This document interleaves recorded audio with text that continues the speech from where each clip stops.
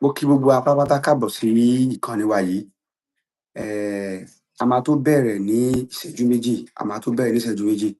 Ẹ ṣé o.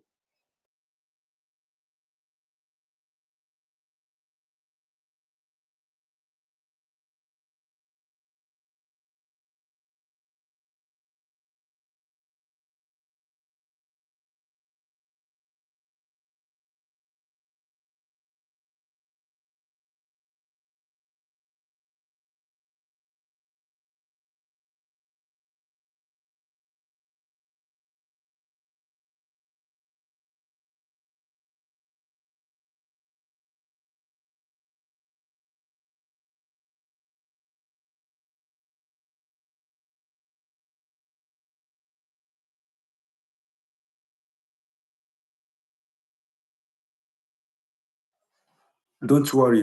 We try to communicate in English so that we can break the language barrier, okay? Don't worry. We speak both English and Yoruba.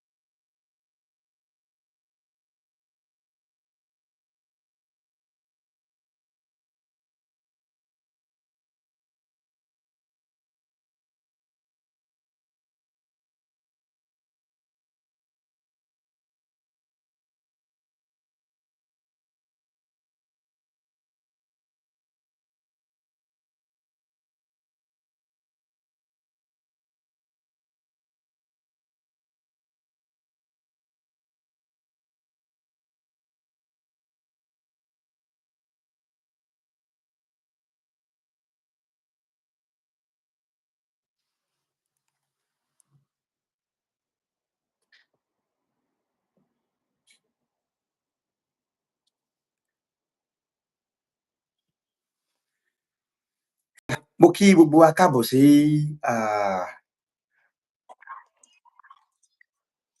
ẹ jọ̀ọ́ ẹ bá mi jáde sà.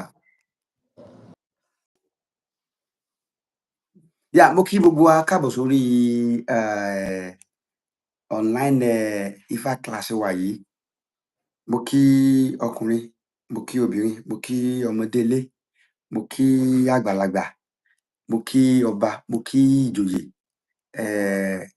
For the sake of those people who don't understand Yoruba, so I would like to communicate in both English and Yoruba.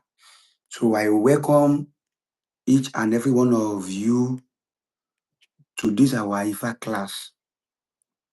Basically, we created this platform in order to create barriers for people who have interest in learning Ifa, who have interest in studying Ifa, who have interest in understanding what Ifa entails. But in one way or the other, there were a lot of barriers that restrict them to study. So a gbé ìkànnì wa yìí, a gbé kalẹ̀ fún àǹfààní àwọn tó jẹ́ wípé ó wù wọ́n láti kọ́ Ifá, ó wù wọ́n láti ó wù wọ́n láti kọ́fá, ó wù wọ́n láti mọ̀fá, ó wù wọ́n láti mọ nǹkan tí ifá jẹ́, ṣùgbọ́n nípasẹ̀ àwọn ìpèníjà kan ní ọ̀nà kan sí ìkejì, so wọn ò láǹfààní láti lè kọ́. So a gbìyànjú láti create ìkànnì wa yìí láti jẹ́ kí àwọn èèyàn kán láǹfààní láti lè kọ́ ifá. Ẹ jọ̀ọ́ tá a bá ti ń wọlé, ẹ jọ̀ọ́ ẹ máa bá wa mute ẹ jọ̀ọ́ torí Ọlọ́run. Mo kí yín ẹ káàbọ̀ o. So ẹ jọ̀ọ́ ẹ bá bá mi mute tẹ́ bá ti wọlé. So a gbé ìkànnì wa yìí kalẹ̀ láti lè jẹ́ kí á rí àǹfààní ifá kíkọ́, pàápàá jùlọ fáwa tá a jẹ́ ọmọ káàárọ̀-o-jíire. Wọ́n ní ọmọ tó bá sọlé nù, ó sọ àpò ìyàkọ́ ni. So our effort to make sure that we spread the knowledge of Ifá across the globe without any barriers. Okay, Mr. Oyewole, ẹ jáde kúrò ní ẹ jáde kẹ́ ṣẹ̀ wá wọlé padà kẹ́ wá request, ṣé understand? Ẹ jáde kẹ́ ṣẹ̀ wá wọlé fresh. Yes sir, bẹ́ẹ̀ ṣe lè join nìyẹn. Ẹ jáde kúrò ní ẹ jáde kẹ́ ṣẹ̀ wá wọlé padà bí pé ẹ ṣẹ̀ fẹ́ wo live yìí. Now, we try to let people see the value in Ifá, the importance of Ifá, the significance of Ifá in our life, in our endeavor, in everything we lay emphasis upon. But yet, a lot of people, they want to study Ifá. A lot of people, they want to embrace Ifá, but the barriers restrict them. So that is why we try to look into it. How are we going to help these people? And how do we want to preach Ifá to them? Because if we were saying that Ifá is good, Ifá is good, Ifá is good, a lot of people, they still have the erroneous belief about Ifá that Ifá is bad. How do we tell them? And they said, if you want to kill a dog, you have to call it a bad name. It is because the foreign religion, they don't want our Ifá to grow. They want it to go into extinction. That is why they keep calling it a bad name. So how do we put an end into this? The only thing we can do is to teach the world, teach people about the Ifá. Let people know that Ifá is something good. Ifá is not bad. So tá a bá kàn sọ fáwọn èèyàn wípé unable to join, ẹ jáde kẹ́ ṣẹ̀ wọlé padà. Ṣé ti gbọ́? Ẹ jáde kẹ́ ṣẹ̀ wọlé padà. Yeah. So tá a bá sọ fáwọn èèyàn pé Ifá ó dáa, Ifá ṣe léyìí, Ifá ṣe tọ̀hún, tí a bá gbìyànjú ká jẹ́ káwọn èèyàn rí Ifá yẹn ní ọ̀nà tí yóò gbà rọrùn fún wọn, kò sí bẹ́ẹ̀ ṣe fẹ́ sọ fún wọn. Tá a bá jẹ́ kán rí lọ́nà tí yóò gbà rọrùn fún wọn, tá a bá kọ́ àwọn èèyàn, tá a bá ṣàlàyé ẹ̀ fún wọn. So ìdí leléyìí tí class wa yìí tá a ṣe wò pé ká gbé kalẹ̀. A gbé class yìí kalẹ̀ láti sọ wípé a fẹ́ sọ̀yàn di babaláwo. A gbé class yìí kalẹ̀ láti sọ wípé a fẹ́ káwọn èèyàn lọ máa dáwọn èèyàn lóhùn, kán lọ máa sọ pẹ̀lẹ́ fún àwọn èèyàn. Nǹkan tá a dìídì gbé class yìí kalẹ̀ fún ni pé the literacy part of Ifá, a fẹ́ káwọn èèyàn rí. Ability to chant Ifá, ability to say something about Ifá, to know what is right, to wrong. Kẹ́ ẹ lè communicate, because téèyàn bá pera ẹ̀ ní ọmọ kóòtù òjíire, téèyàn bá pera rẹ̀ ní ọmọ kóòtù òjíire, tó jẹ́ wípé nǹkan tí Ifá entails tó dẹ̀ lè sọ nípa rẹ̀, ohun ìtìjú ńlá gbáà ló jẹ́. Téèyàn bá pera ẹ̀ ní ọmọ káàárọ̀ òjíire, tó dẹ̀ lè kífá lẹ́nu, tó dẹ̀ lè sọ nǹkan tí Ifá jẹ́, ó jẹ́ ohun ìtìjú. Òun la ṣe wò wípé ká gbé kànnì yìí kalẹ̀. Àwọn èèyàn fẹ́ kọ́fá, àwọn èèyàn fẹ́ mọ̀ nípa Ifá, ṣùgbọ́n síbẹ̀síbẹ̀ náà wọ́n á ní ọ̀nà mi jìn, mi ò gbé nítòsí. For instance, distance is one of the big barriers nípa Ifá kíkọ́, because somebody living in America tó dẹ̀ rí pé okay o, I'm ready to study Ifá, I'm ready to learn Ifá, tó dẹ̀ jẹ́ pé the right mentor, the right teacher to teach you about the Ifa stays in Nigeria, you realize that the distance, it's a big barrier that will hinder you from studying the Ifa. But on this regard, on this premise, we brought the teaching, the knowledge of Ifa to your doorstep. But the only thing is that you just need commitment and you need the dedication. So if you are not committed to this learning, if you are not committed to this training, at the end of the day, at the end of the 3 months, because we use 3 months for this section. So at the end of the 3 months, you realize that you gain nothing. If you are not committed, you will realize that you gain nothing. If this YouTube does not work well, we try to find another means so that everybody can contribute, because this is a class in which every student need to participate. We want an active listener. We want an active student, not a passive one. A fẹ́ kí gbogbo àwọn èèyàn, a fẹ́ kí oníkálukú wa ká jọ máa contribute. A fẹ́ àwọn tó jẹ́ pé tó ń bá wà nínú yàrá ìkẹ́kọ̀ọ́ wa, wọ́n á wà ńbẹ̀ tọkàntọkàn, wọ́n á wà ńbẹ̀ taratara. Because nígbà tá a máa ṣe sáà yìí fún oṣù mẹ́ta ni sáà yìí la máa lò. Fún semester yìí, oṣù mẹ́ta la máa lò. Níparí oṣù mẹ́ta yẹn, ìdánwò máa wà, a máa ṣe exam. So if you qualify, then you move to another step. And if you fail, a jẹ́ pé class tó wà ibẹ̀ náà ni wàá sì jókòó sí. So ẹ rí wípé ó require ìfọkànsìn, ẹ rí pé ó require àsìkò, ẹ rí pé ó require ìforítì àti bẹ́ẹ̀ bẹ́ẹ̀ lọ. Lóòótọ́ lódodo, a sọ fún wa wípé ká mú ìwé lọ́wọ́, ká dẹ̀ mú pen náà lọ́wọ́. Ohun gbogbo tí a bá kọ́, ó sàn ká kọ́ sínú ìwé wa fún wa láti lè, tá a bá gbàgbé nǹkan ká lọ yẹ̀ wò. Ṣùgbọ́n ẹ̀kọ́ Ifá, you have to put it in your brain. Tí èèyàn bá kọ Ifá sílẹ̀ láti lè jẹ́ kí ó jẹ́ ìtọ́kasí ni, reference purpose ló jẹ́. But basically, a qualified babaláwo, a qualified Ìyánífá should be able to chant Ifá látorí rẹ̀.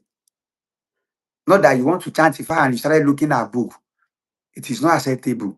Though you can do it, but it is not acceptable.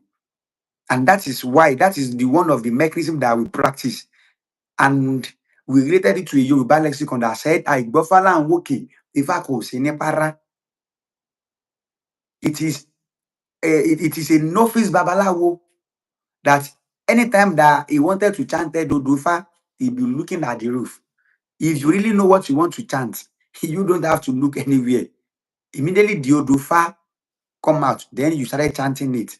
And that is the one of the purpose of the cognitive domains that our fathers, our elders, they pay high premium in Ifá, the cognitive domain. Because as far as Ifá knowledge is concerned, we have 3 domains: the cognitive, the affective, and the psychomotors. The psychomotor part of Ifá has to do with the practical, Ifá practicum. The Ifá practicum, that is the ability to use your hand, your leg, and your entire body. And that is the Ifá practicum. The affective domain, wọ́n ní babaláwo tó bá fẹ́ kọ́yàn nífá, inú ẹ̀ gbúdọ̀ dùn. Babaláwo tó bá fẹ́ sọ̀rọ̀ Ifá fún yàn, inú ẹ̀ gbúdọ̀ dùn. So it has to do with your affections. Ẹni tó wá dáfá lọ́dọ̀ ẹ, ó fẹ́ dáfá fún yàn, inú ẹ̀ ò dùn. Babaláwo tó fẹ́ dáfá fún yàn, tó jẹ́ eléré ìṣekúṣe aládàwàdà àwàkúwà, don't worry, we talk about the ethics. Being a babaláwo, being an Ìyánífá, we talk about the ethics, the do and don't. Even though if you exhibit the trait, if you display the trait, kò ní kankan ṣe pẹ̀lú Ifá, but you will be the one who will bear the consequence. Wọ́n ní ìlú tí ò lófin, ẹ̀ṣẹ̀ ò sí níbi bẹ̀. There are rules and regulations that guided you as ọmọ Ìkọ́fá. Torí pé lónìí báyìí, I will be referring to you as ọmọ Ìkọ́fá, irrespective of the age, irrespective of your financial status, irrespective of your position. I will be referring to you as ọmọ Ìkọ́fá. And you also, you will be referring to me as Baba, as Olùkọ́ Ifá. That is the only language tí a lè jọ sọ. tó lè jẹ́ kó yé bàbá wa tó lè yé gbogbo wa èmi ò mọ̀ pé yín ní ọmọ ẹ̀kọ́fà ẹ̀yin ò mọ̀ pé mi ní olùkọ́ ifá. So ní òní a ní láǹfààní àti lè sọ tó pọ̀ ìdákànṣe náà ni wípé a máa gbìyànjú láti sọ àwọn tó jẹ́ òfin àti ìlànà fún ilé ẹ̀kọ́ wa yìí. Òfin alákọ̀ọ́kọ́ tó kọ́kọ́ ṣe pàtàkì ni pé if you want to practice a syncretism, this class is not meant for you. Bẹ́ẹ̀ni, tèpètèpè la ó ṣe é. Tó bá jẹ́ wípé ò ń gbìyànjú láti ṣe dánpè ní syncretism, iléèwé wa yìí kò sí fún ẹ. Tó bá jẹ́ pé bóyá àṣírí ifá ló ń wá, iléèwé wa yìí kò sí fún ẹ. Torí pé nǹkan tí iléèwé wa yìí wà fún ni ìmọ̀, oore ọ̀fẹ́ láti lè kí ifá kó dẹ̀ mọ nǹkan tí ifá jẹ́. Ìwọ tó bá jẹ́ pé bóyá ńgbà tó rí kan ṣe kan ló wá wò wípé bóyá tí mo bá lọ kọ́fá ó ṣeé ṣe. Class eléyìí ò wà fún ẹ. The main reason why we try to set up this class is for you to have a knowledge about Ifa.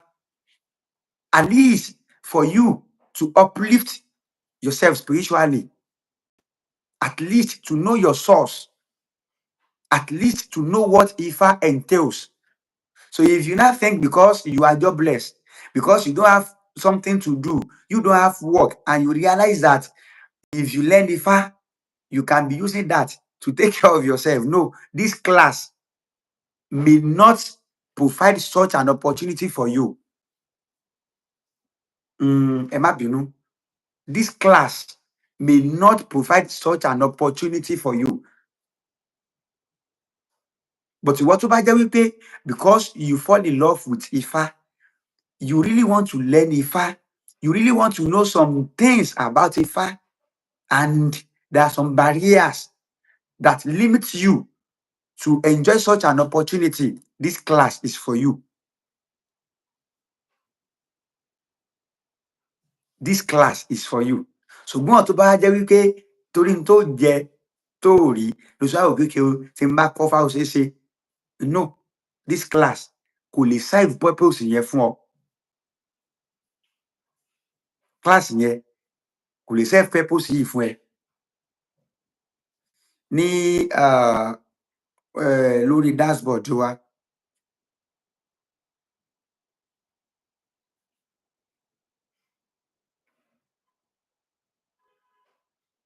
So lórí dashboard wa, àwọn èèyàn registered.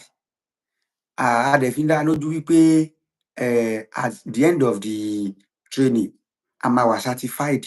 So nínú àwọn tó register pẹ̀lú wa, màá gbìyànjú láti ka orúkọ wọn. So ìwọ tó bá jẹ́ pé orúkọ rẹ ò bá wá ti sí níbi bẹ̀, ó ti mọ̀ wípé o kàn ń ṣeré wá lásán ni. Bígbà téèyàn kan wà ní ẹ̀yìn fence tó dẹ̀ ń gbọ́ nǹkan tó ń sọ nínú ilé ni. So if you fail to register, so it means you are not a qualified member of this group, of this class, of this school. So nínú àwọn tó register lọ́dọ̀ wa, a rí olórí Lámì, a ní Ẹ̀bẹ̀rú Adégòkè, a ní Abíọ́lá Ọlárewájú, Adébóyè Adélékè, Mrs. Ògúnsànyà, Ọmọkẹ́hìndé Astrop Ọlágójú, a ní Ifájídé Ọlọ́fin, a ní Àyìndé Ògún, a ní Lánrè Bello, a ní Ẹbọódà, so a ní Ifádámilọ́lá Akínlóye. Ẹ̀yin tẹ́ bá wà níbẹ̀ tí mo bá kọ orúkọ yín ẹ máa signify. Tẹ́ bá wà níbẹ̀ yẹn tí mo bá kọ orúkọ yín ẹ máa signify. So a ní Ẹbọódà, a ní Ifádámilọ́lá Akínlóye, a ní Òṣàdámiláre Ọ̀pálẹ́yẹ, a ní Mike John, a ní Oyèníyì Samson, a ní Ifákẹ́mi Ọ̀ṣúndára, a ní Òkìkíọlá, a ní Adéyẹmí Fáṣeun, a ní Ọlásúnkànmí Àgbàláyà. Bàbá Oyèwọlé, ẹ jáde kẹsẹ̀ wọlé padà. Ẹ refresh page yín, ẹ refresh YouTube yìí, kẹsẹ̀ wá wọlé padà. Ẹ máa ní ability láti lè request kẹ máa bọ̀, because he is one of the coordinator of this class. So a ní Ọlásúnkànmí Àgbàláyà, a ní Jasmine, a ní Dáre Adélájà, a ní Búsàrí Ismail, a ní Ọmọbọ́láńlé, a ní Adéfọlálù Adérẹ̀mí, a ní Olúṣẹ́gun Òṣìwà. No, kò fún o. Ẹ tún ṣe báyìí.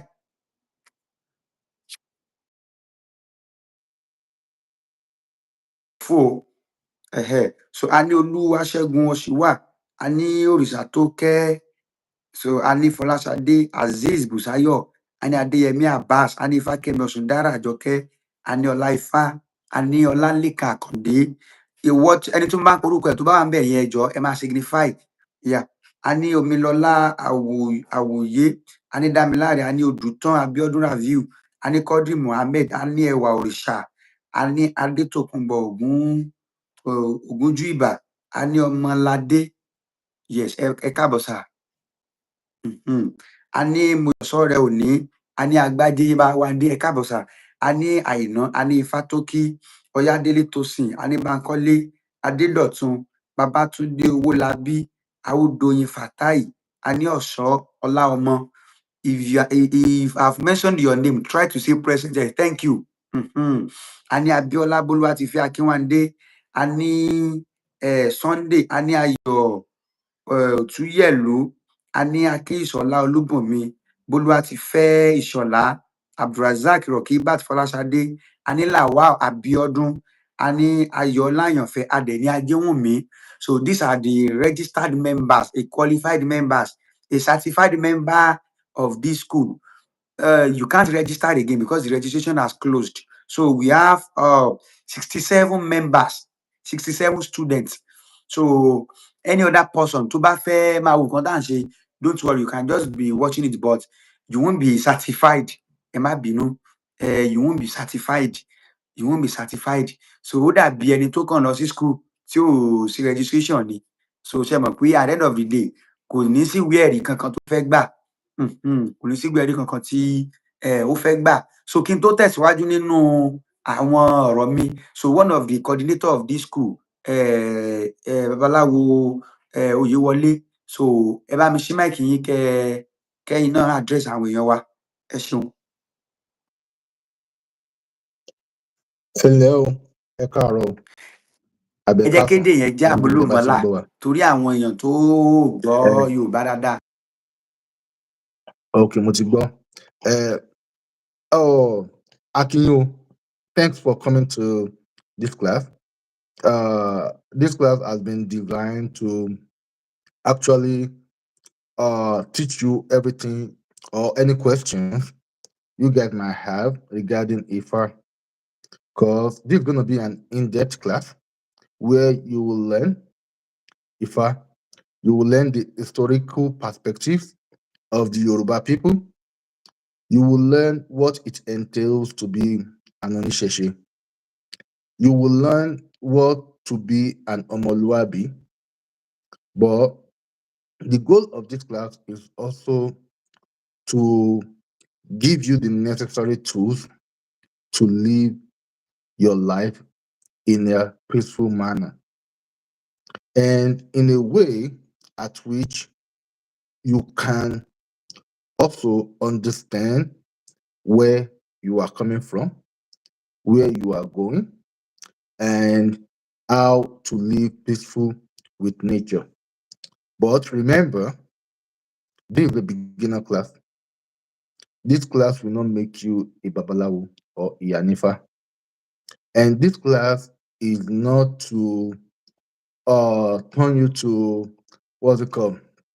Okay, in this class, we're not going to debate disrespectfully or attempt to correct any or elders unless invited into the level of discussion. Also, this is going to be like an hour class. So we do ask everybody to be very attentive, because if we are to give our time to explain things to you, we would love you guys not to multitask during the class. We will need your full attention. And also, we do not want you guys to come with spirit of mockery, doubt, or pride. Because Ifa is not for entertainment, it is a sacred knowledge. So, also, I would like to share, be like, please do not record or share the materials publicly unless you've been given the permission. So, we would like you guys to engage respectfully with both with the participant and the tutor. Because with this, everybody can enjoy and be part of it. And also, for every of the Ojofa that's going to be taught in each week, we will, at least before the following week, we hope and thought you guys will be able to recite it without writing it down. Because that's going to be the benefit and the joy of Ifa. Because if you understand what it means, the philosophy within it, because it's not just a stanza, it's not just a song, it's not just a poem. Ifa itself is a philosophy, is an history, is even a religion.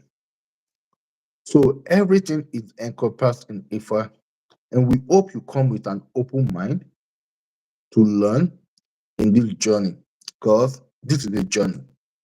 We only know when we start, though we have multiple steps and we have multiple sessions. This is the beginner session. And for those that pass in flying color, for those that are attentive, and for those that comes in every week, we'll be, we'll be able and given the opportunity to move to the next section. So I hope you come in weekly, and I hope you participate and be part of the team. Thank you. Ekorire. ẹ ṣe àdúpẹ́. So bó tilẹ̀ jẹ́ wípé àwọn kan máa wò pé wọ́n náà fẹ́ kọ́ àwọn èèyàn ní fáwọn sóyìnbó, ẹ rí wípé nǹkan tá a sọ náà ni pé we are trying to break the barriers. We are Yeah. trying to break the barriers because a lot of people, they fall in love with the Ifa knowledge.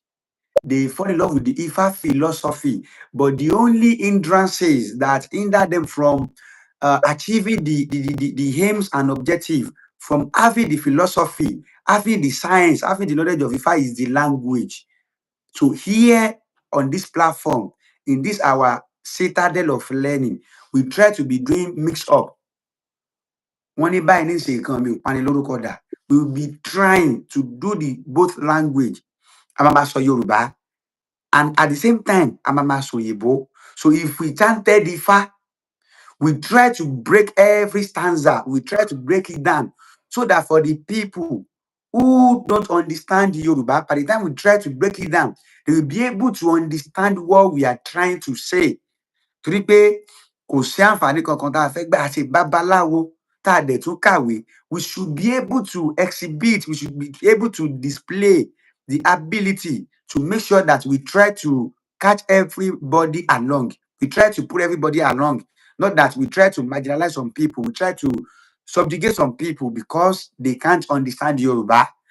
Bó tilẹ̀ jẹ́ wípé Yorùbá wa yóò pọ̀ díẹ̀ ju òyìnbó lọ, but at least there should be a synopsis of all what we've discussed from the beginning of the class to the end so that everybody can understand what we are trying to say. Alàgbà Ganiyu Azeez, mo ti porúkọ yín lẹ́ẹ̀kan. A máa consider wa ti Yorùbá wa náà ò dán dáadáa. Nínú àwọn nǹkan tá a máa gbìyànjú àti ṣe náà ni wípé Yorùbá wa a máa rí wípé ó dán dáadáa. Nínú nǹkan tó jẹ́ ethics wa, alákọ̀ọ́kọ́, if you are a registered member, at the end of the section, tá a bá parí ẹ̀kọ́ wa, a máa kọ́kọ́ lo oṣù mẹ́ta.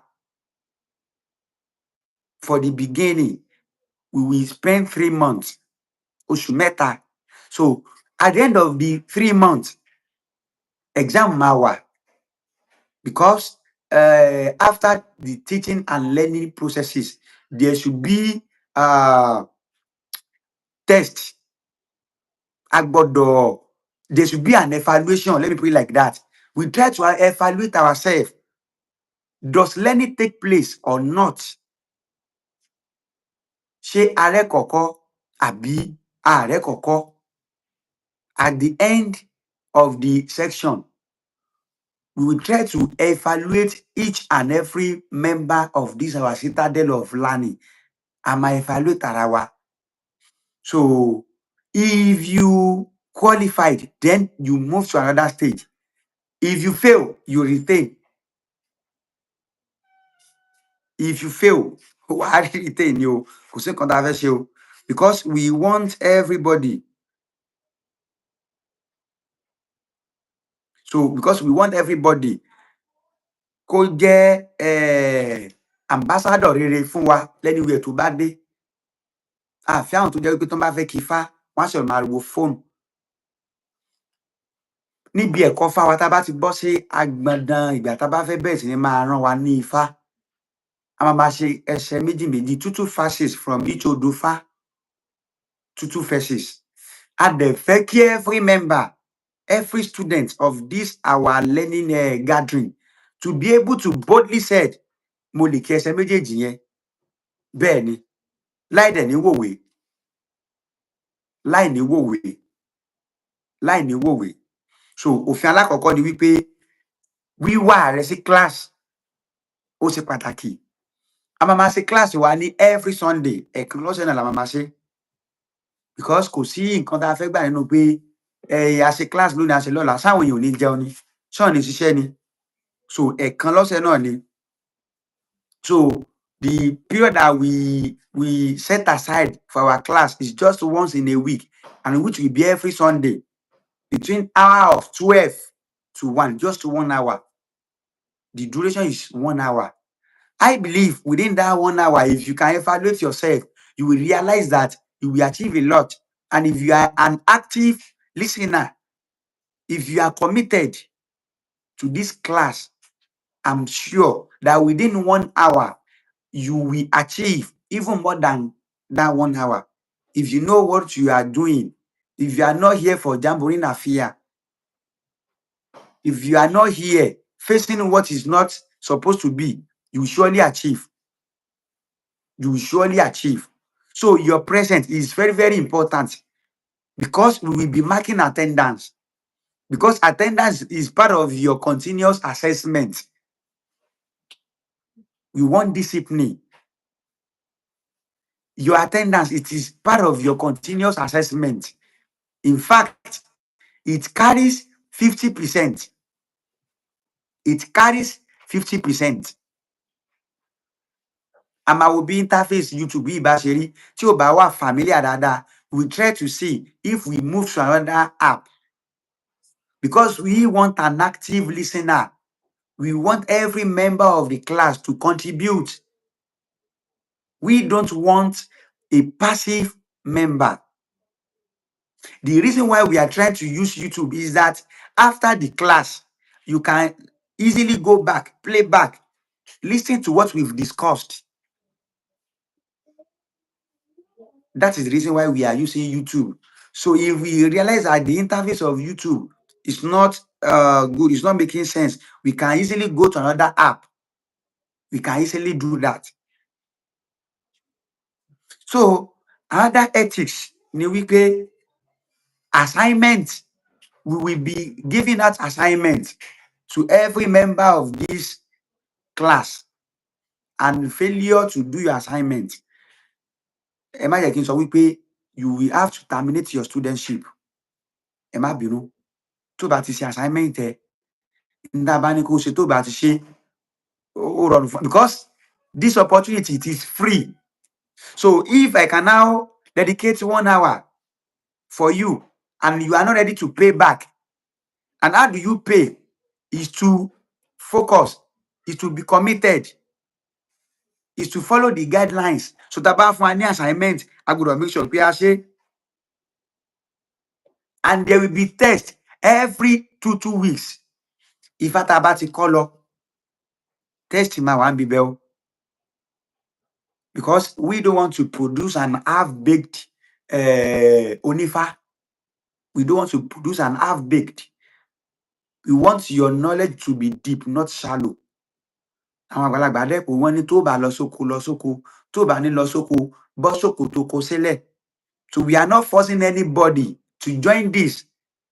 It is a free opportunity. So you also, you just have to be committed. You just have to be committed. And the assignment should be submitted to our WhatsApp platform, because I need platform. So ibẹ̀ la máa submit assignment wa sí. Ibẹ̀ la máa submit assignment wa sí. So eléyìí tí ó tún kun náà tún ni wípé gbogbo àtàwọn àbí báyìí, we have to respect ourselves. Wọ́n ní àpọ́nlé ni ara ń fẹ́, ara ò fẹ́ àbùkù. Foul language, ó kàn búyàn pẹ̀rẹ́ lásán, gbígbọ́n yọ ni o. Ó kàn búyàn lásán. Because as an oníṣẹ̀ṣe, àwa gangan náà ń pè lọ́mọlúàbí. We exhibit the trait of ọmọlúàbí. Ìwà pẹ̀lẹ́ ó wà lára oníṣẹ̀ṣe.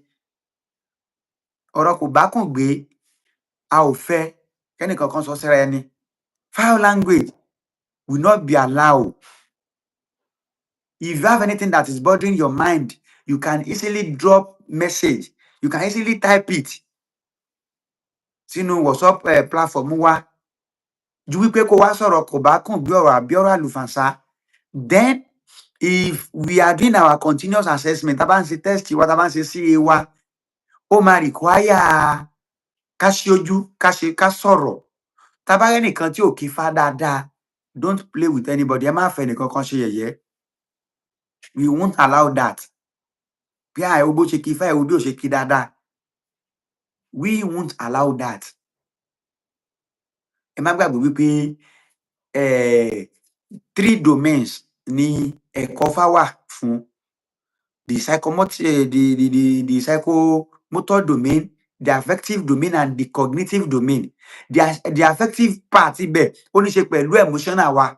Ẹlòmíín wà tó jẹ́ pé tẹ́ bá fi lè fi ṣe ẹ̀yẹ kékeré báyìí, ó máa sá sẹ́yìn ni, kò ní fẹ́ participate mọ́. We won't tolerate that. We will never tolerate that.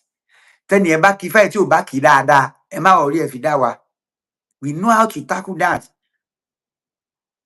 Bí ẹ bóyá wá lọ fi laugh emoji, no. Tó bá kàn ṣeré wá síbi tá a ti ń ṣe, ó kàn wá lásán ni.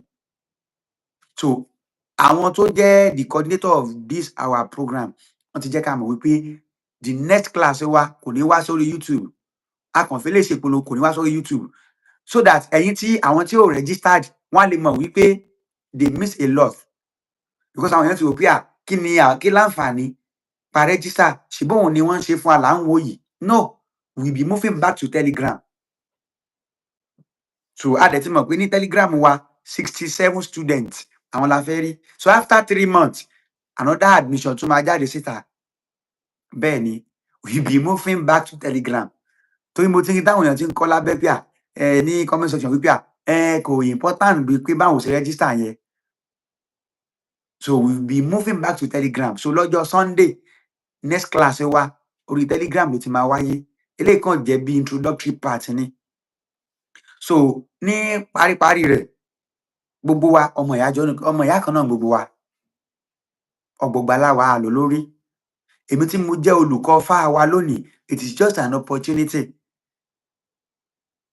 It is an opportunity fún wa. So bóyá lè Mr. Oyewole, ṣé wà ń bẹ̀ sà? Yeah, do you think we should give people a grace of maybe till Monday to register? Because I realize that a lot of people want to register, or we should just forget it. I think we can still give people opportunity. It's more than Okay. very out of 67 people that are registered, only 26 showed up. So tabale fún àwọn èèyàn ní opportunity láti register, àwọn èèyàn tó wọ́n wà interested, tó dẹ̀ máa mọ̀ pé truly they are ready to sacrifice their time, because this is the time that everybody is sacrificing. It's just only for 1 hour for 3 months. Because after next week, because we are from Telegram, we'll be able to take attendance, we'll be able to see different people. I mean, you're about to one next week. I'm going to So yes, I'm going to drop in the registration form so that everybody that wants to register can register. But by next week, anybody that did not show up, that means they will be dropped off from this course. And those that show up regularly will be the students. Because if you have five, if you have two, and if you have 60, it's not the amount of people that showed up, it's the people that are ready to learn. It's the people that know that, okay, I need this, I want to learn. Because learning is important, not just that we have multitude. Because even with multitude, it can cause chaos. But people that have inept attitude that, okay, mo fẹ́ kọ́ ẹ̀kọ́, mo mọ nǹkan tí mò ń ṣe, òun gangan là ń wá. So yeah, there'll still be an opportunity for people to register. I can open it up. Okay, so thank you. So you can open it and let people register. So by the grace of Eledumare, from next week Sunday, the registration will close and we won't try to consider anybody. So here is our scheme of work. This is what we'll be discussing for the first 3 months. This is what we'll be discussing. Mhm. So and the title of the course is Ifa Theory. Ifa Theory. The course code is Ifa 101. So under this course, we'll be discussing the identification of the first 16 nodules. Identification of the first 16 nodules. You know, Odufa, we try to group it into two. We have the major and we have the minor. Or let me say we have the major and we have combined. Let me put it like that. The major and combined. The major are called Ojuodu, while the combined are called Apola or Amulu. It is called Amulu because it formed as a result of the combination of two Ojuodu. For example, Ogbeyeku, Ogbe by the right and Oyeku at the left.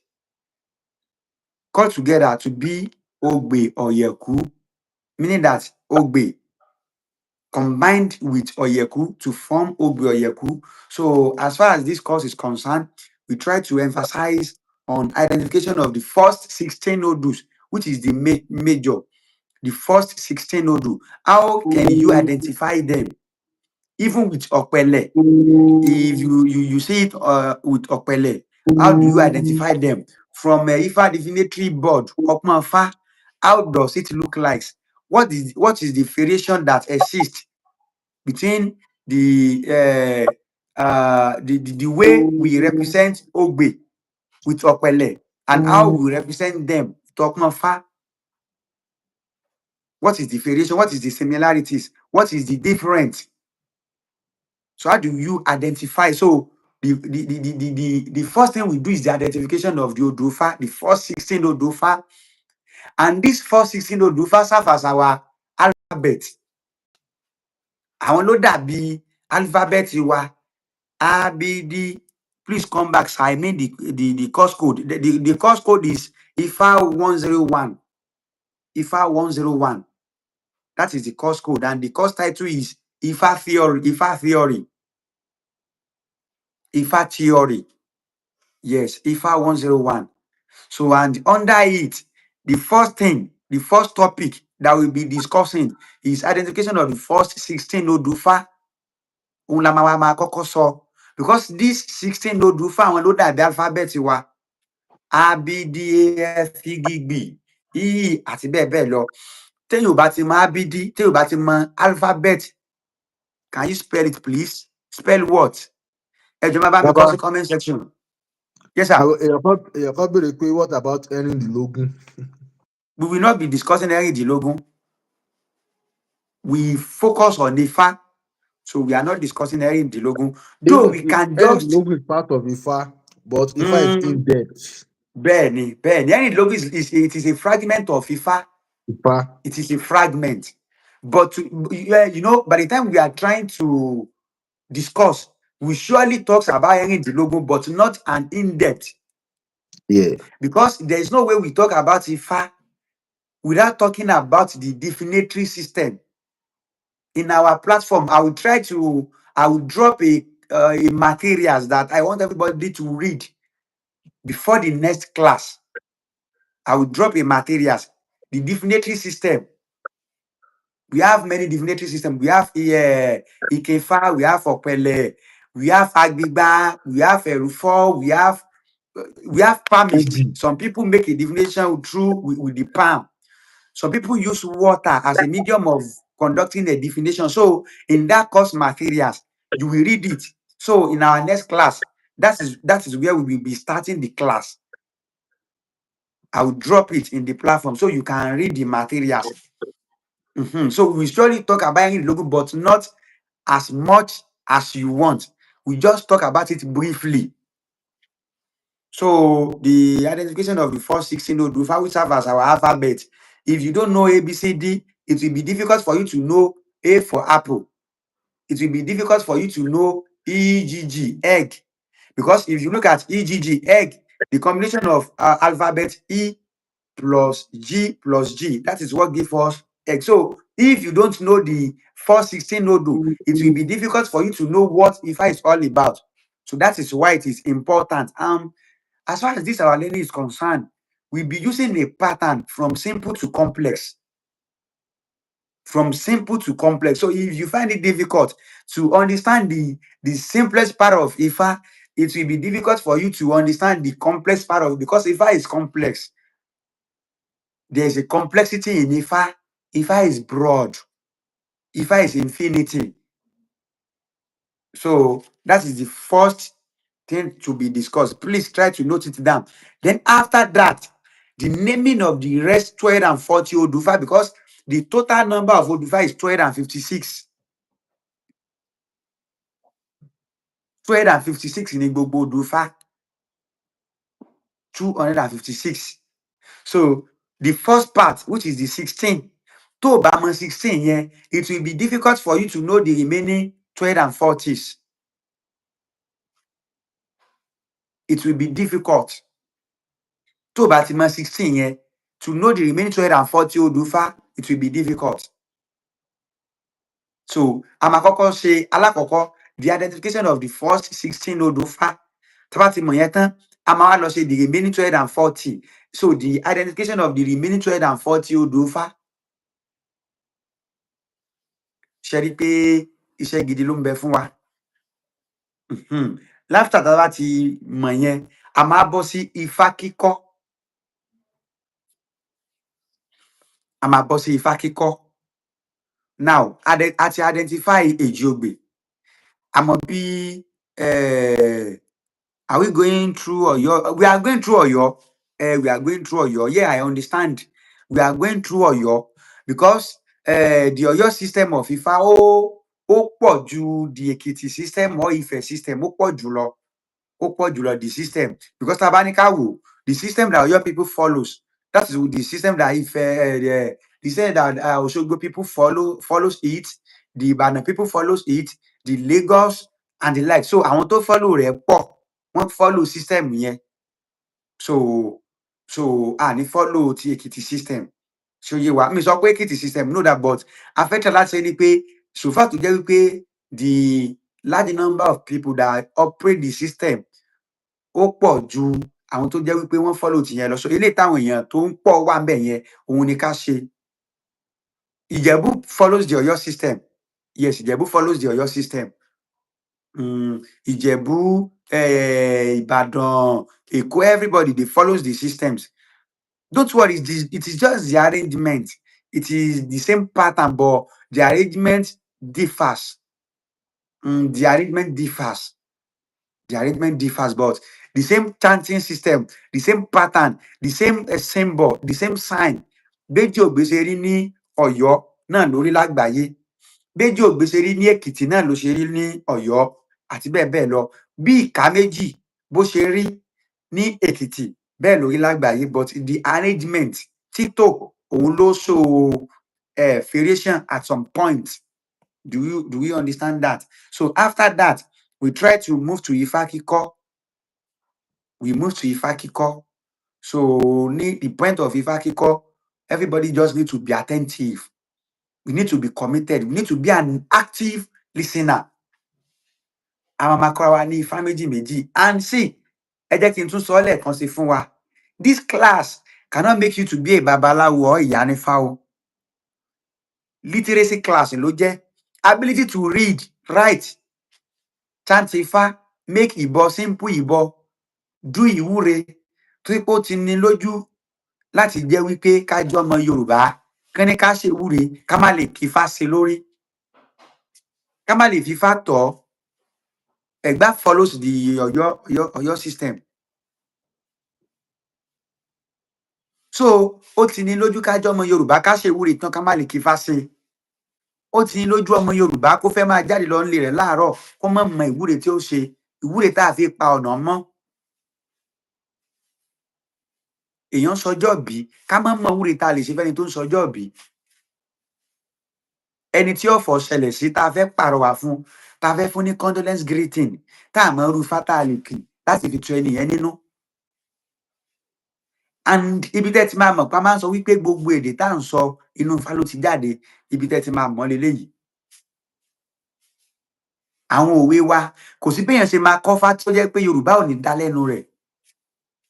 If you study the Ifá and you understand it, the manner and your approach will quite different from someone that doesn't understand that doesn't go into the tutorials.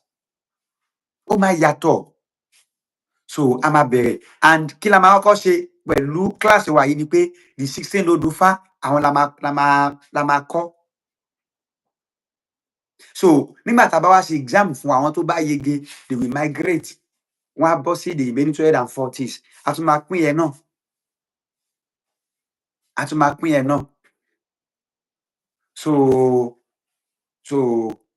a ní another one, a ní Ifá practicum, but ìyẹn àwọn tó bá qualify àwọn ló máa migrate tó máa lọ sí Ifá practicum, because Ifá is more of practical than theory. Ifá is more of practical than theory. So a ti sọ síwájú, a máa fún a dẹ̀ tún ní another course. That one is Ifá 102. Ifá 102. Identification of ewé Ifá. Identification of some ewé Ifá. Identification of some ewé Ifá. That is Ifá 102. Identification of some ewé Ifá. Yeah. A máa mú àwọn ewé Ifá kọ̀ọ̀kan wá. A máa fi hàn wá. Ewé eléyìí, ewé ajé ni wọ́n ń pè é. Kí nìdí tí wọ́n fi ń pè é léwé ajé?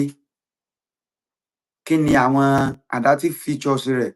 Kí ló lead sí orúkọ yẹn? Ewé eléyìí o, ewé àràgbá ni wọ́n ń pè é. Kí nìdí tí wọ́n fi ń pè é léwé àràgbá? Ibo la ti lè rí? Kí ni adaptive features ẹ̀? Kí ni habitat wo ni ó ń gbé? So kí ni scientific name ẹ̀? This will help people who don't understand Yoruba. What I'm trying to say is that we have another course tagged identification of some ewé Ifá, and that is the botanical aspect of Ifá. So we try to identify some ewé Ifá. We try to bring the ewé Ifá to the class so that you can see it. We talk about the botanical classification of that ewé Ifá, the scientific name of that ewé Ifá. For instance, Odù Ejiogbe talks about ewé ojú oró. Scientific name of ewé ojú oró is Pistia stratiotis. Pistia stratiotis, ewé ojú oró, which is habitat of ojú oró is ojú omi. Ojú omi ló ń gbé. So a máa discuss ẹ̀. Why tí wọ́n ń pè léwé ojú oró? Kí ló fà á? Kí ló lead sí? A dẹ̀ máa fi ojú oró, a máa fi hànra wa. A máa fi hànra wa. Tá a máa dá a mọ̀ bí ewé tó ń pè léwé ojú oró leléyìí. Pistia stratiotis ni wọ́n ń pè ewé ojú oró. Orúkọ rẹ̀ a máa sọ fúnra wa. So this will help those who don't understand Yorùbá. Wọ́n ti mọ̀ pé táwọn bá dé African store, táwọn bá ti ní òkè o, I need Christian Straitotis wọ́n á ti mọ̀ pé kí ewé ojúró náà ń sọ, wọ́n á ti mọ̀ pé òun ni wọ́n ń tọ́ka sí. So that is the two course tí a máa ṣiṣẹ́ lórí ẹ̀ láàrin 3 months tá a ní. Ẹ rí i pé nǹkan tá a ra fẹnu yà sílẹ̀ yẹn ó pọ̀ gan. So on this premise, there won't be a situation whereby because mi ò wá bí a kí class máa hold, kò síjọ́ tí class ò ní hold o. And attendance, like I said initially, that the attendance will carry 50 marks out of 100. The attendance will carry 50 marks because fẹ́ni tó máa drag your back, olùkọ́ ẹ̀kọ́ fa dákun ẹ má bínú, èjì ògbè yẹn ò yé mi dáadáa because kò wá nígbà tá a kọ́ ra wa, kò wá nígbà yẹn. Màmá fẹ́ wá drag wa padà sẹ́yìn. Àní allow yẹn. Àní allow yẹn. So attendance wa ó wà very very important. Ẹ fẹ́ sọ̀rọ̀ sà? Bẹ́ẹ̀ ni mo fẹ́ add kún. For Right, sir. everyone that will be absent in within a week, at least you should have an idea that on this Sunday, within this time, I will not be present. It would be better, at least with 3 days before the class, you should have notified the tutor that you will not be present in the class. And you should also find a way, link with the colleagues, with your colleagues, to understand what is being taught. Because if we have to go back or wait for you to repeat what is being taught in the past week, it's going to drag everybody behind. So, in the best interest of the tutor, you and the colleagues, it will be better to notify the tutor earlier that you will be absent, and also create an avenue at which you will be able to catch up with the rest of the class. That's just what I want to add to it. Thank you. So òun ni nǹkan tẹ́ ti gbọ́ yẹn. So tá a bá ní èèyàn tó ní ìbéèrè, àǹfààní wà láti jẹ́ ká béèrè ìbéèrè wa. A ti sọ síwájú 1 hour náà ni kíláàsì wa ló máa jẹ́. Ó dẹ̀ máa wáyé láàrin aago 12 sí aago 1 ní ọjọ́ Sunday 12 to 1, no African time. 12 on dot, we commence the class, no African time. So tá a bá léèyàn tó ní ìbéèrè, ẹ lè kọ ìbéèrè yín kẹ́ kọ síbí báyìí ká dẹ̀ kà jáde.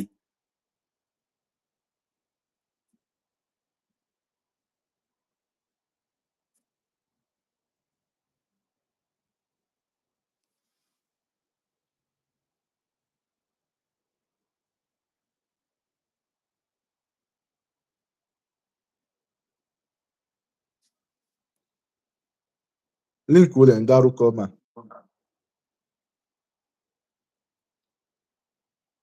Ṣé link láti register lẹ́ ń sọ àbí Omilọlá Ìṣọ̀lá?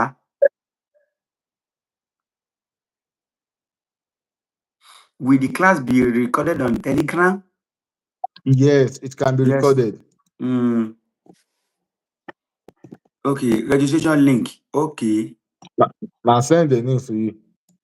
Okay.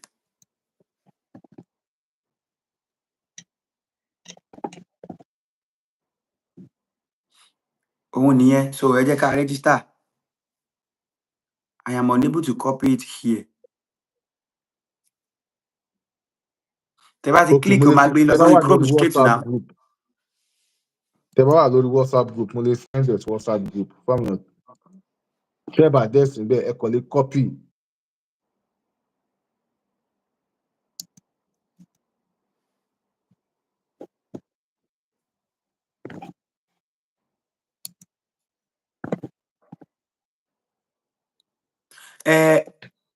The homework for this week.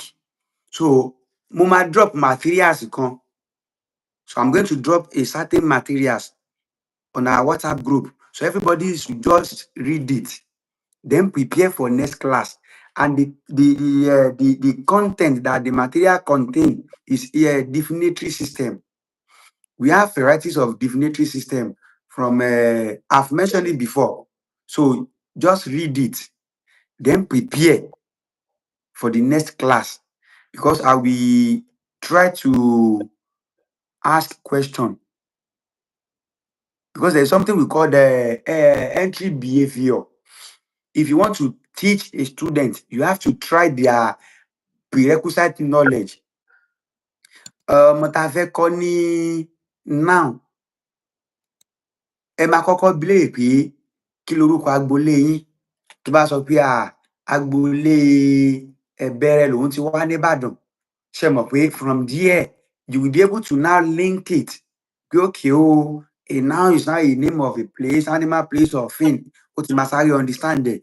So nǹkan tá a fẹ́ kọ́ yẹn, ẹ máa kọ́kọ́ ka materials yẹn, ẹ máa understand ẹ̀, so that tá a bá wá wọnú class wa ní next week, ẹ máa lè understand pé okay, this is what we be discussing. I want to be added to this WhatsApp group.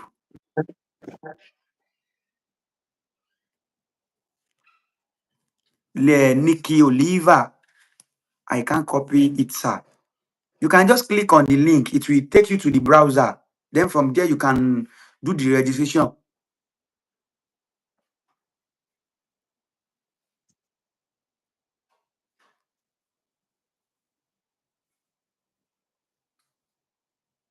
Do we get it? Because we have 10 minutes more to end up this section. Babatunde Owolabi Excel. I hope I don't miss a lot of. I don't know.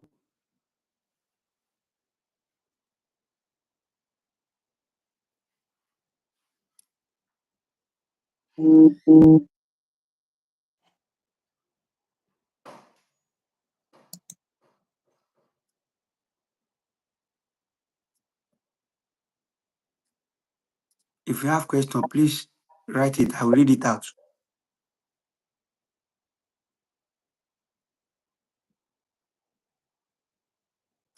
Ẹ ṣeun púpọ̀ bàbá fún àǹfààní tí ẹ fún wa láti mọ̀ nípa. Ẹni tó bá dẹ̀ fẹ́ sọ̀rọ̀ náà lè wá sókè o láàrin little time ta nìyẹn. Ẹ ṣeun púpọ̀ fún àǹfààní tẹ́ fún wa láti mọ̀ nípa Ifá. Ẹ̀kọ́ Ifá pọ̀ gan-an. Ọ̀nà wo ni àwọn akẹ́kọ̀ọ́ lè gbà tí àwọn ẹ̀kọ́ tó fi máa yé wa dáadáa tá ò sì ní gbàgbé, torí bùkátà pọ̀ fún ọ̀pọ̀lọpọ̀. Bẹ́ẹ̀ ni ọ̀rọ̀ gidi lẹ sọ. Àmọ̀pọ̀ náà pọ̀. Òun náà la ṣe jẹ́ kó jẹ́ wípé ẹ̀kan lọ́sẹ̀ ni ó máa jẹ́. So a dẹ̀ máa make sure wípé nǹkan tá a fẹ́ ṣe, a máa trim ẹ̀, kò ní pọ̀ jù.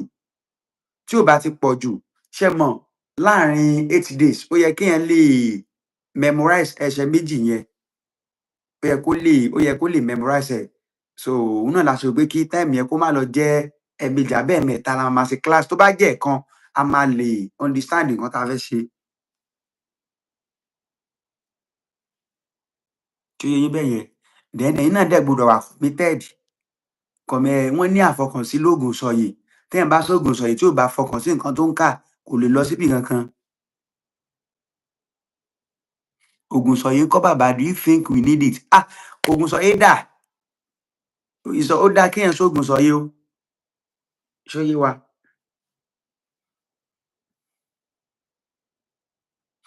Ẹ dẹ̀ má worry, tá a bá ti bẹ̀rẹ̀ class wa fully, ẹ má worry, a máa discuss gbogbo àwọn kinní yẹn. Màá fún yín ní a simple recipe ògùn ìsọ̀yè tẹ́ ẹ lè ṣe láti lè rí Ifá yín rán. Very simple recipe. Tó jẹ́ pé tẹ́ ẹ bá follow ẹ̀, ẹ máa rí Ifá yẹn rán dáadáa. A sọ̀rọ̀ Odu Fẹ̀sẹ̀ntáyọ̀ ẹni tí class là ń sọ yìí bàbá mi. Adéfọlálú àbí Adérẹ̀mí. Please translate your answer in English so we can enjoy the okay. What we are trying to say is that the man asked that the number one, Ifa teaching and learning, it involves memorization. Now, he now said, based on a lot of tasks that people have subjected themselves into, so they won't be able to memorize as expected. That is there a recipe? Is there an akoshe to boost their intellectual capability? And I said yes, but everybody need to be committed. Everybody need to make sure that they keep on puncturing at the class. Not that you come to class today, after couples of weeks, you will fail to come. If you are doing that, you are not helping yourself. And I said, by the time we commence the class fully, I will try to teach each and every member of the class a simple recipe called Ogunsoye to boost our mental ability to be able to receive whatever I'm sending to you as the teaching and knowledge of Ifa is going. Ashe, can we cook again? So this class, can we cook? Kò yé mi o, bí a kẹ́ tún kọ́.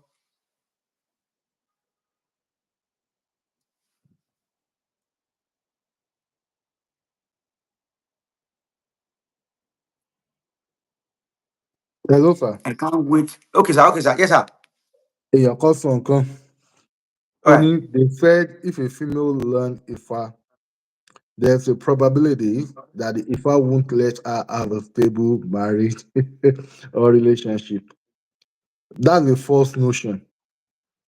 There are many people that they have learned Ifa. There are many people that they are Iyanifas, Iyalosha, that they are still married and they are still in their husband's house to tomorrow. So wherever that information is coming from is a false narrative and false notion. But to whom it's given, much is expected. So if someone is an Iyanifa or Iyalosha, you know that he cannot just marry an ordinary person, but that will be discussed way much. This is not the purpose of this orientation class, but as we move or as we continue in this class, we will have more of discussions that relate to this. But saying that if someone learn Ifa, you will not have a stable relationship or marriage is a false narrative that should be dispelled. So that's just it. And you see, in order to buttress on what he said, there's something we call the ego. So there's some knowledge that anybody that possess the knowledge, there is high tendency for that person to have ego. So, but in order not to delay or not to afford tautology, learning Ifa have nothing to do with your marriage or relationship. So that is just it.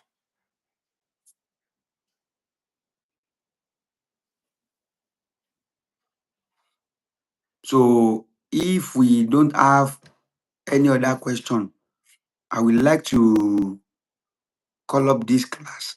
So we'll be meeting next week, 12 to 1. We started fully. Today is like an introductory part. So next week we will start fully. Come with your pen, come with your book, your jotting book. Then come with a 100% attention. So And for people that still want to be part of the class that are not yet registered, I've sent the link. And then if you can still not copy the link, you can send me an email. I've included it into the chat. You can send me an email. Please, in that email, let me know your issues, if you would like to register, and if you'd like to be in the class. Because we have a WhatsApp link, and also we'll be creating a Telegram link where we will be meeting on Sundays. Because with that, we'll be able to record the class. Everybody will be able to be a participant, and everybody will be able to contribute. Because we believe that uh, YouTube is limited, but with Telegram, we have a lot of opportunity because we are still experimenting. So if you know that you have not get or you have not yet registered, please send me an email because by Wednesday, all the information will be closed. And if you have anybody else that wish to be a participant, please let them register on time. Thank you. so and if, for further inquiry, you can reach out to me on the Facebook, Ifasoto Fawumi Adeyemo, on Instagram, Ifa Olooto, so on TikTok, Olooto Awo, And of course, if you send message on YouTube as well, we surely talk about it. Ẹ ṣé àdúpẹ́ o. Làmú ìbọ́rú, làmú ìbọyè, làmú ìbọ́ ṣíṣe. Ìpín tá a pé pọ̀ tá a pọ̀, ikú kò ní ra lọ́kàn lọ bí iṣu. Ẹgbà àṣẹ o, kò ní gba orí ọwọ́ wa dànù. àṣẹ Àti o, èmi àtẹ̀yìn á fi ayọ̀ pàdé tó bá di ní ọjọ́ mẹ́jọ. Ire o. ó dàbọ̀.